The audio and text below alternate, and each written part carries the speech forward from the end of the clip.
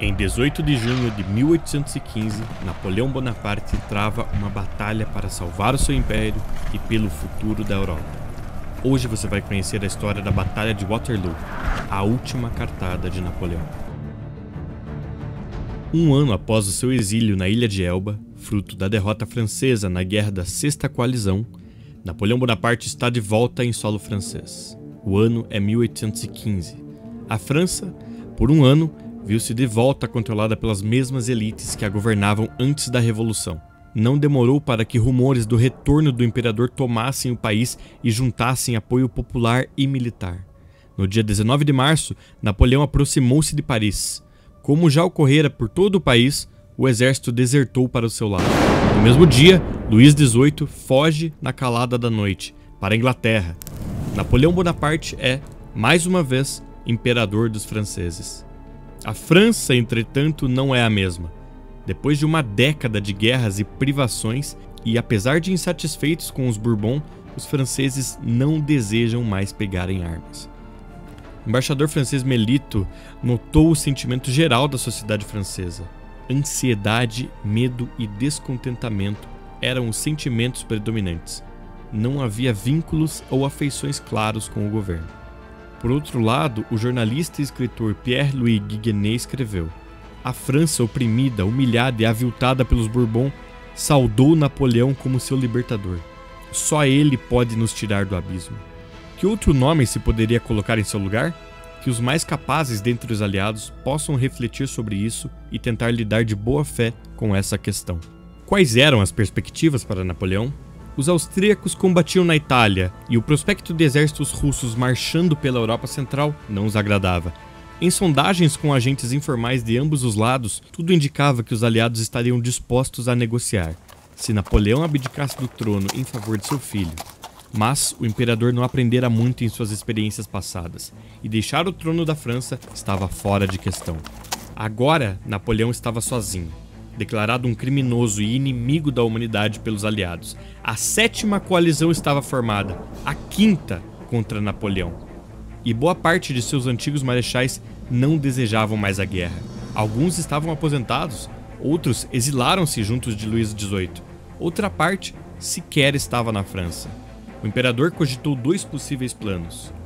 Uma defesa da França, que contava com um contingente centralizado de mais de 500 mil de soldados, incluindo a Guarda Nacional, e movimentar-se em território conhecido, capitalizando em erros dos invasores. Ou uma invasão da Bélgica, onde encontravam-se os exércitos britânicos e prussianos, levando a guerra para fora das fronteiras francesas. Napoleão estava inclinado a seguir o primeiro plano, mas líderes civis se opuseram, e a Câmara dos Representantes da França alertou que não o apoiaria em uma defesa da França.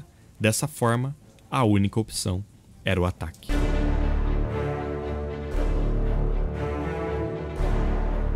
O novo governo de Napoleão sequer tinha completado 100 dias antes de entrar em uma nova guerra. A campanha da Bélgica começou bem. Napoleão contava com cerca de 120 mil homens e pretendia derrotar os prussianos sob o comando do Marechal Blücher com 125 mil e o Duque de Wellington com seus 100 mil separadamente, antes que eles pudessem unir forças. Nossos regimentos estão bem e animados pelo melhor espírito. O imperador nos guiará. E por isso esperamos que ele tenha uma revanche digna. Adiante! E que Deus proteja a França. Napoleão atacou primeiro os prussianos na Batalha de Ligny, no dia 16 de junho, e deu-lhe um forte golpe. Os espíritos franceses estavam altos. O próprio Blücher, em determinado momento, ficou preso sob seu cavalo morto e foi avistado pela cavalaria francesa. O que talvez possa ser um dos detalhes mais curiosos da campanha é o fato de que, ao ver o velho general indefeso embaixo do seu cavalo, os franceses decidiram poupar-lhe a vida e não o fizeram prisioneiro. Blücher libertou-se e voltou ao seu exército. No mesmo dia 16, a vanguarda do exército francês encontra-se com os ingleses a poucos quilômetros de Ligny. Um dos marechais mais experientes de Napoleão, o Marechal Ney, fica frente a frente com o Duque de Wellington. A batalha, entretanto, é inconclusiva, e Wellington recua para um campo próximo, que já sondaram um ano antes, no Monte Saint-Jean, próximo ao vilarejo de Waterloo. Napoleão não poderia permitir que os prussianos se juntassem com os ingleses, e, sendo assim, destacou 1/4 de seu exército, 30.000 homens, sob o comando do Marechal Grouchy, sob ordens de perseguir e dar batalha contra os prussianos. E assim, os franceses perseguiram os aliados sob as fortes chuvas do verão belga. O exército de Blücher estava derrotado, mas não quebrado. Após um breve descanso, era a hora do velho marechal exercitar sua melhor habilidade, a motivação. Uma marcha de 10 km entre o seu exército e Mont-Saint-Jean e o exército francês em seu encalço seria um desafio, mas ele deixara claro: Blücher iria até Wellington, nem que com um único batalhão. Seu destino, Waterloo. O Duque de Wellington já havia avaliado as posições do Mont-Saint-Jean ainda em 1814. Uma profecia do que viria. Após anos lutando uma guerra irregular na Espanha e Portugal, o Duque desenvolveu uma verdadeira metodologia para suas batalhas. Seu exército idealmente precisava de 2 elementos: um morro longo para montar sua artilharia e uma colina reversa para esconder sua infantaria. Este era o campo de Waterloo. A colina de Wellington estava de costas para Bruxelas. À sua frente, um vasto campo de plantações e 3 fazendas com muros e paredes de pedra, transformados em verdadeiras fortalezas: o Gaumont, a oeste, La Haye-Sainte, no centro, e Papelotte, ao leste. Rasgando a paisagem está a estrada para Bruxelas e, para além da planície, outra colina, tão grande quanto a primeira, em seu topo uma taberna, La Belle Alliance. Ali, os franceses tomariam suas posições. Alguns quilômetros para trás, o pequeno vilarejo de Planchenoit, onde Napoleão montou seu quartel-general. Segundo Wellington, Napoleão nunca teve um exército tão magnífico como em Waterloo.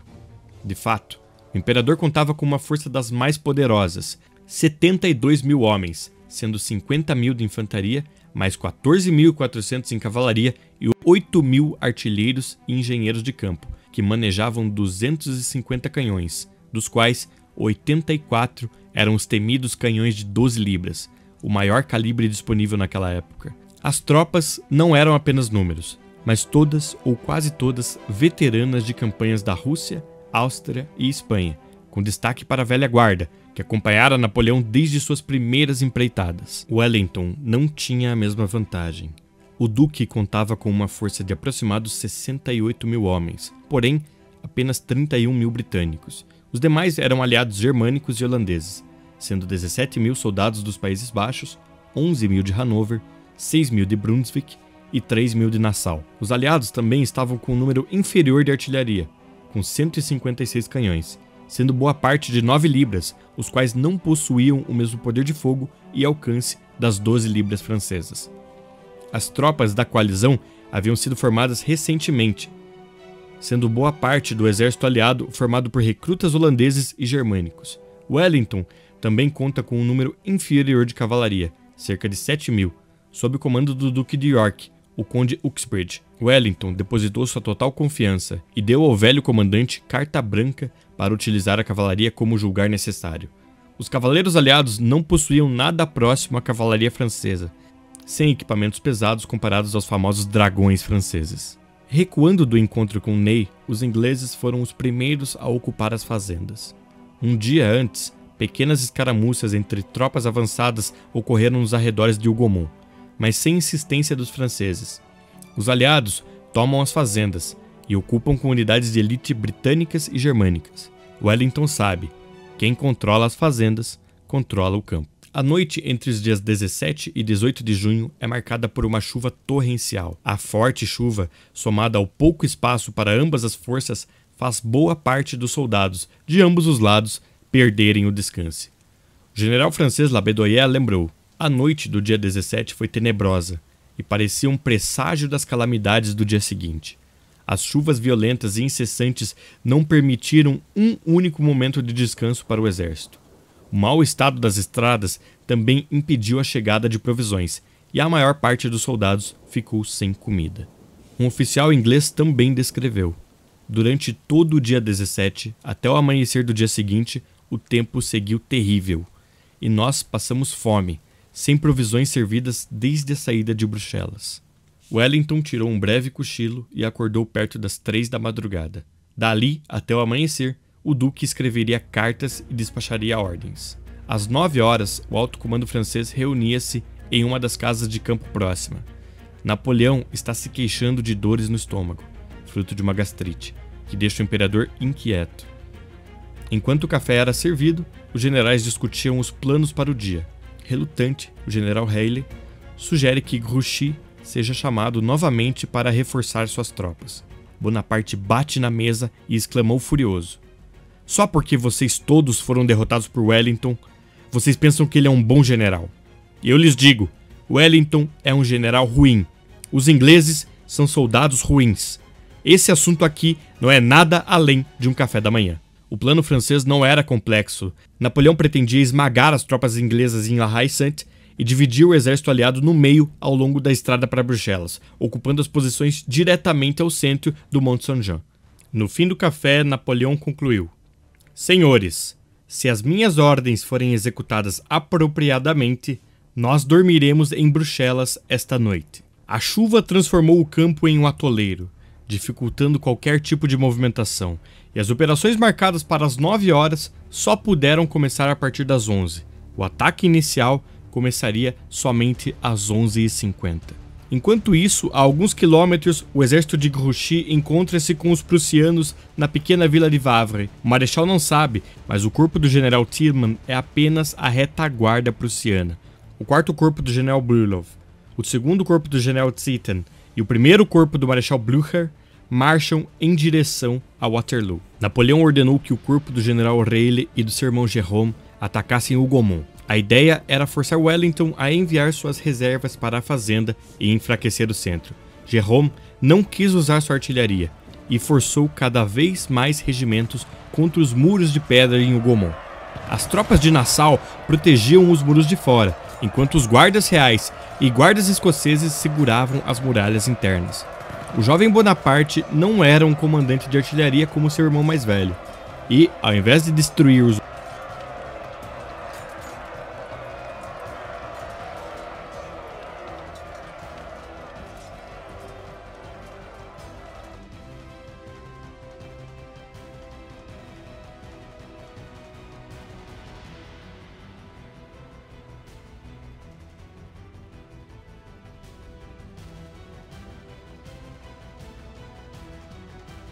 e morte sobre os aliados.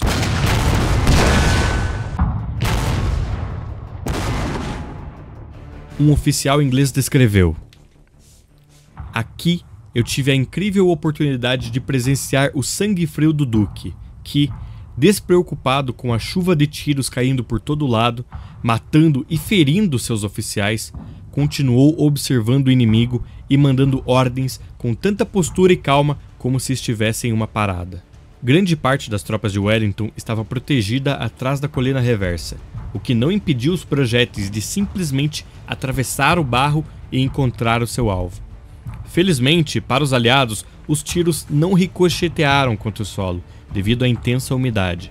Um outro soldado de cavalaria da reserva escreveu: "A conduta do 27º Regimento em Waterloo foi a mais extraordinária que eu já vi. Eles estavam em uma coluna sob fogo de diversas baterias. Os projéteis eram como um arado de homens, e os atingiu até que 2/3 estavam mortos. Um disparo arrancou a cabeça do nosso corneteiro e espalhou seu cérebro por todo o batalhão, especialmente nos portadores das bandeiras. Um dos soldados gargalhou e disse: 'Que nojo!' Ao longe, entretanto, algo é avistado. Tropas movimentam-se de Wavre em direção ao campo, a cerca de 10 quilômetros. Soldados em uniformes escuros. É o azul francês ou o preto prussiano? Grouchy ou Blücher? Não se sabe. O que importa é o campo, aqui, agora." Às 2 horas da tarde, o 1º corpo do general d'Erlon avança como planejado. Mas algo está errado. Ao invés de posicionarem-se em batalhões, o 1º corpo avança em 2 colunas monstruosas e massivas. Agora, os canhões de 9 libras ingleses possuem alcance para causar uma barragem devastadora nos franceses. Nem Napoleão nem Ney corrigem a postura de d'Erlon. Agora, eles estão preocupados com outro assunto. A confirmação chega ao comando francês. Quem marcha para Waterloo é o Conde von Bülow, com as primeiras tropas prussianas vindas de Wavre. Napoleão imediatamente forma um segundo fronte no flanco, protegendo Planchenoit. mas é uma proteção fraca. Grouchy precisa chegar. Miraculosamente, a maior parte das tropas de D'Erlon chega ao outro lado do campo. 1/3 das tropas iniciam um assalto contra a segunda fazenda, La Haye-Sainte, enquanto as demais tropas engajam tropas holandesas logo ao lado da fazenda. No fogo trocado com os holandeses, os franceses prevalecem. O capitão francês Dutit descreveu: "Nós corremos em direção às baterias gritando Viva o Imperador! Repentinamente, batalhões ingleses escondidos na encosta nos surpreenderam e dispararam contra nós a queima-roupa. Nós os empurramos com a ponta das baionetas e continuamos subindo a colina. O Major-General Picton, sentindo o perigo, lidera um ataque de infantaria e a duras baixas repele o ataque de D'Erlon. Agora é a hora. Uxbridge ordena uma carga de sua cavalaria contra os franceses desorganizados.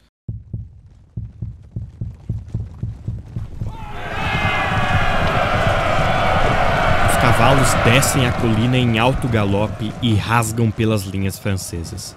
Cerca de 3.000 soldados são feitos prisioneiros ali. Outras centenas estão dilacerados. Dutillet lembrou: nós estávamos indefesos contra um inimigo impetuoso que, na intoxicação da batalha, botou até os nossos flautistas e tambores para a espada, sem piedade. Foi aí que capturaram a nossa águia, e onde eu vi a morte de perto, pois os meus melhores amigos caíram ao meu redor. Eu estava esperando o mesmo destino, segurando a minha espada mecanicamente. Os franceses fogem desorganizados, os oficiais tentando o que podem para manter alguma coesão. Os dragões causam baixas pesadas, mas logo empurram demais e estão isolados entre as linhas inimigas. Um contra-ataque de cavalaria francesa transforma o campo em uma grande batalha de cavalarias. O capitão Clark Kennedy descreveu a ação em detalhe. Antes que pudéssemos formar, 300 lanceiros poloneses nos atacaram em resgate à sua infantaria. A artilharia francesa choveu uma metralha contra nós, que, para cada um que matava, também matava 3 deles. Logo eu fui ferido nos 2 braços, e seguido de outros camaradas que foram dilacerados. Na confusão, eu recebi um golpe de sabre na cabeça e caí com o rosto na lama. Tentando levantar, um lanceiro veio à minha direção gritando: "Você não escapa da morte!" e enfiou sua lança nas minhas costas. Eu caí de novo, o sangue veio à boca e eu pensei que seria o fim. Kennedy sobreviveu aos ferimentos e foi resgatado no dia seguinte. O coronel Ponsonby dos Scots Greys, a cavalaria de elite britânica, não teria a mesma sorte. Seu cavalo entraria em um atoleiro e, perseguido por vários lanceiros, o velho comandante seria empalado ali mesmo, no barro. D'Erlon não apenas organizou mal sua infantaria, mas a colocou contra as melhores tropas de Wellington. O Major-General Picton assegurou uma defesa importante no centro aliado, mas com um alto custo. Em meio ao fogo caótico, uma bala francesa o atingiu na testa, causando uma morte instantânea. Em Hougomont, a carneficina prossegue. Pouco a pouco, os batalhões aliados cedem terreno em direção aos portões internos da fazenda. As tropas de Nassau e os guardas ingleses correm para defender as muralhas internas. Os portões estão sendo fechados. Um oficial francês então pega um machado e começa a destruir o pesado portão de madeira. As tropas de Reille finalmente conseguem invadir Hougomont. Um verdadeiro massacre inicia-se. Baionetas, lanças, sabres e pistolas. O soldado Richard McLawrence estava lá. Quando os franceses invadiram o pátio, ocorreu uma cena de baionetas que eu nunca tinha visto. Uma verdadeira disputa de força. Os granadeiros eram aterrorizantes, e todos nós estávamos como açougueiros, completamente vermelhos de sangue. Agora, às 3h30, Napoleão ordena uma segunda barragem. O primeiro corpo de D'Erlon está de volta à estaca zero, mais reorganizado. É a vez do Marechal Ney comandar o primeiro corpo em um segundo assalto contra La Haye-Sainte. Ney pessoalmente comanda suas tropas em mais uma tentativa contra a fazenda. Essa decisão, entretanto, irá iniciar uma sequência de eventos temerária. E mais uma vez, os franceses são expulsos. E para grande crédito da Legião Alemã de Hanover, que defendera La Haye-Sainte com unhas e dentes. Enquanto estava recuando, Ney observou uma quantia grande de soldados ingleses feridos serem levados para o topo do morro. avistando também carroças médicas e alguns soldados recuando. Logo, o marechal concluiu que o exército de Wellington estava recuando. Sem sequer avisar Napoleão, Ney convoca os comandantes da cavalaria pesada. Carregado pelo calor da batalha, beirando a insanidade, o marechal salta em seu cavalo e ordena uma carga de 5.000 dragões franceses. De repente, uma massa escura de cavalaria apareceu na colina central. Eles vieram varrendo a planície como um enxame. O espaço antes vazio agora estava coberto de cavalos, avançando, virando em alto galope para todas as direções. Os artilheiros franceses, assim como o próprio Napoleão, assistiam completamente embasbacados. Para não atingir suas próprias tropas, a canhonada francesa cessa. Os dragões não apenas estão sem suporte da cavalaria, como também da infantaria. O solo batido e molhado logo cansou os cavalos, especialmente na colina, mas mesmo assim eles subiram e ao virar a colina reversa encontram toda a força aliada em sólidas formações de quadrado, baionetas em riste em direção aos cavalos. Todo o nosso exército estava formado em sólidos quadrados. Os franceses avançaram até as bocas dos nossos canhões e atacaram as nossas baionetas.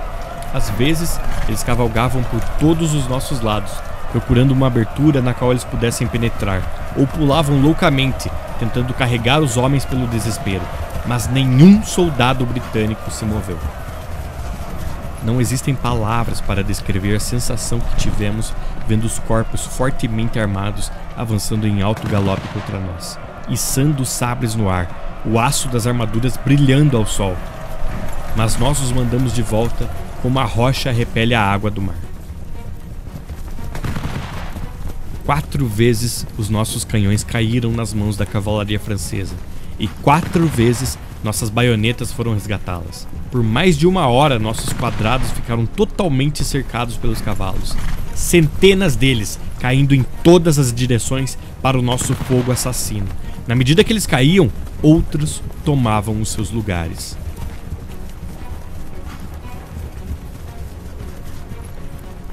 Os ingleses não ficaram sem sofrer baixas. Nesse ponto, quase toda a cavalaria aliada também havia sido massacrada. Mas Ney havia cometido um erro fatal. Não 1, nem 2, mas 4 vezes a cavalaria subiu a colina para encontrar o mesmo destino todas as vezes. E talvez completamente embriagado pela ação, o general François Kellerman, também sem aprovação de Napoleão, juntou seu 3º corpo de cavalaria com mais 4.000 homens à carga de Ney. Agora, 9.000 dragões franceses cobriam a paisagem. Todo o espaço entre La Haye Sainte e Hougomont parecia ser uma única massa em movimento. E apesar do espetáculo, pela 5ª vez, os franceses foram expulsos das colinas. O próprio Ney perdeu seu cavalo durante a ação e voltou caminhando para as linhas francesas. Segundo ele, a mais tenebrosa carnificina que eu já testemunhei. Ironicamente, os batalhões de infantaria de Reille e de D'Erlon estavam a apenas algumas centenas de metros, aguardando as ordens de avanço. Agora são 17 horas e os prussianos estão em Planchenoit, lutando contra o 2º flanco de Napoleão. A luta ocorre no centro da vila, pelas ruas e casas, muitas vezes quarto a quarto. Em Hougomont, um grupo de oficiais ingleses monta uma pequena contraofensiva contra os invasores franceses. Já sem munição, os soldados correm em direção aos oficiais franceses e os empalam ali mesmo. Imediatamente, pedras, toras e o resto de carroças foram amontoadas contra o portão, e a tempestade começou a irromper do lado de fora. Nós encontramos a barra pesada que segurava o portão e a colocamos de volta. As portas pesadas se fecharam juntas. Hougomont estava salvo. Os portões estão fechados e todos os franceses que ousaram entrar no pátio de Hougomont estão mortos. As tropas de Reille ainda lutam ao redor dos muros. Assumindo o controle novamente, o imperador ordena que Ney comande mais uma vez o 1º corpo de infantaria.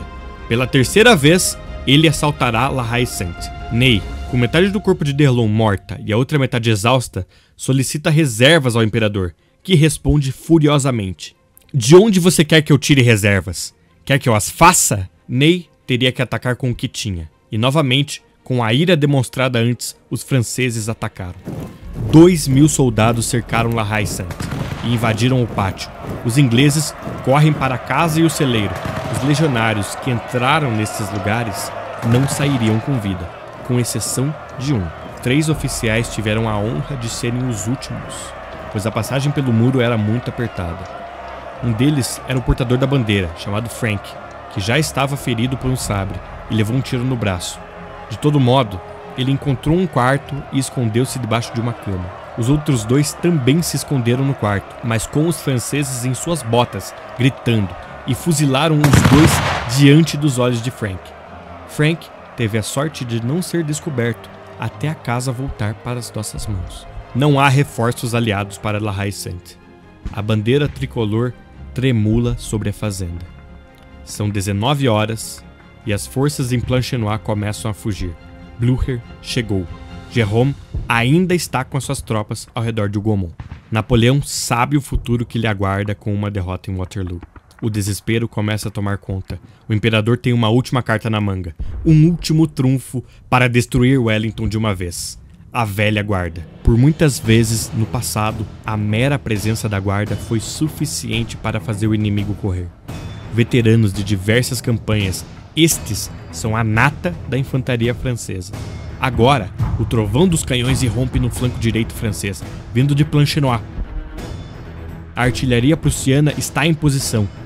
Napoleão deliberadamente mente para Ney e suas tropas. O imperador argumenta que Grouchy chegou e os prussianos serão flanqueados. Claro, esta é uma estratégia para acalmar os homens. Aos gritos de "Viva o Imperador!", a guarda avançou. O tenente Edward Macready, com o 30º Regimento de Infantaria, enfrentou a guarda de Napoleão. Nós vimos a guarda surgir à nossa frente. Eu confesso que quando vi o avanço imponente daqueles homens e a fama que eles tinham, eu não esperava nada menos que uma baioneta no meu peito. O inimigo aproximou-se cerca de 40 passos de nós e disparou uma saraivada devastadora. Nós retornamos fogo e aos gritos abaixamos as baionetas. Nossa surpresa foi absoluta. Quando a fumaça baixou, nós vimos as costas dos granadeiros imperiais. Nós paramos e nos encaramos em desconfiança. Não acreditávamos nos nossos olhos. Agora os canhões de 9 libras derramam a metralha em meio a eles, e o massacre foi terrível. A guarda, numa soma de desespero e vendo os prussianos aproximarem-se, quebrou. Próximo a Hougomont, os veteranos de Napoleão também encontram regimentos de infantaria inglesa escondidos em meio às plantações de trigo, que despejam um fogo mortífero sobre eles. Wellington levanta o seu chapéu e abana para frente, ordenando um contra-ataque geral. A guarda em Planchenoit não teve um destino diferente. Agora, todo o exército francês, vendo a indestrutível guarda recuar, entra em completo desespero e começa a correr. Perto das 8 horas do dia 18 de junho de 1815, a Batalha de Waterloo está acabada.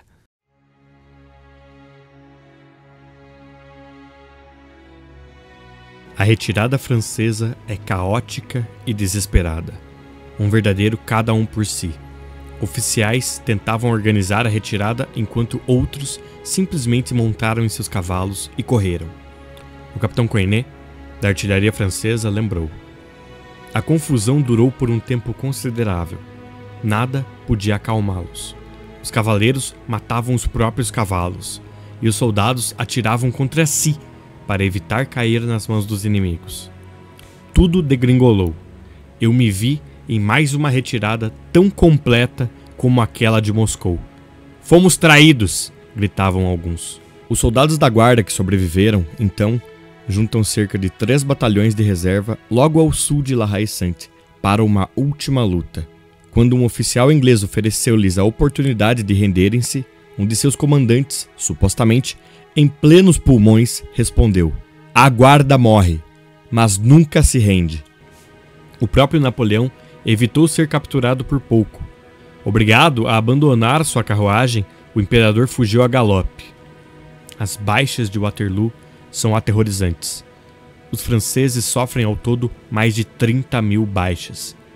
25.000 homens estão mortos ou feridos. Os outros são prisioneiros.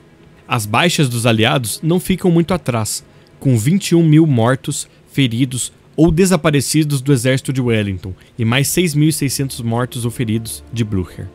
Além das perdas humanas, mas 7.000 cavalos foram mortos, somando de ambos os lados. No dia seguinte, ainda seguindo suas ordens atrasadas, o Marechal Grouchy derrotou a força da retaguarda prussiana em Wavre e recuou ordeiramente para Paris. A vitória, agora, era irrelevante. Napoleão, surpreendentemente, ainda tinha esperanças para uma resistência. Mas após Waterloo, ao apoio da sociedade e políticos franceses, incluindo firmes aliados como o próprio Ney, não estava mais com o imperador. E sua única escolha foi uma segunda abdicação. Sua Alteza Real, exposto às facções que dividem o meu país e frente às potências da Europa, eu encerro minha carreira política. Venho, assim como Temístocles, colocar-me à hospitalidade do povo britânico. Eu clamo de Sua Alteza Real as proteções das leis e me prostro diante do mais poderoso, do mais constante e do mais generoso dos meus inimigos. Napoleão, assim, é encaminhado para o seu segundo exílio, dessa vez na remota ilha de Santa Helena, onde passaria o resto de seus dias, até a sua morte, em 1821. A Batalha de Waterloo foi a porta de entrada de uma nova era para a Europa, o chamado Concerto da Europa, uma época de relativa paz, e que seria somente quebrada 40 anos depois, com a Guerra da Crimeia. Ironicamente, durante a Guerra da Crimeia, a França seria comandada por outro Bonaparte, Napoleão III. Obrigado por assistir, inscreva-se no canal para mais vídeos.